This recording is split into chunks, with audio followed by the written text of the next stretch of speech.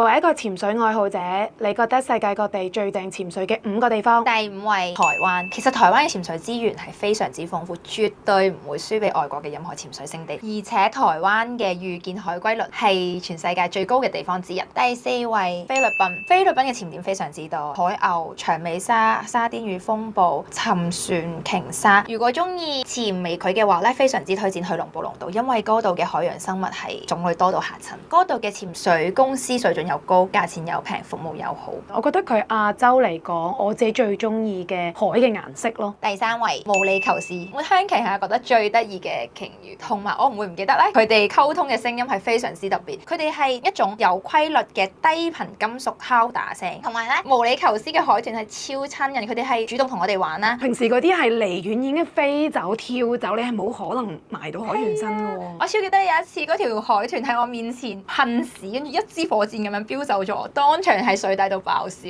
第2位湯加，好遠啊，交通過去超轉折，但係好值得。全世界合法可以同座頭鯨共遊嘅地方唔多，但係湯加我覺得係最好嘅一個。我記得我見過佢哋求偶嘅時候咧，係有幾十條雄性座頭鯨一齊喺你面前飛過，因為咧佢哋要競爭追逐啊，贏咗嗰個咧可以獲得同雌性座頭鯨交配嘅機會。哇！我聽到你講呢啲畫面，我起晒雞皮依家，即係我諗都覺得係好震撼。第1位墨西哥，墨西哥係被譽為世界水族上海豚標配啦，虎鯨、藍鯨、座頭鯨、海獅、魔鬼魚風暴、鯨鯊、鯊魚、錘頭鯊，好彩嘅話可以喺一潛入面望到晒。而且咧去墨西哥嘅話咧，你仲可以潛當地獨有嘅天然井 cenote。同埋墨西哥嘅文化又即係好值得去探索啦。去到嗰邊，我相信唔係淨係潛水，你都仲有好多嘢可以做。我覺得係一個好適合去旅行去玩嘅角度咯。酒又好飲，嘢又好食，人又熱情。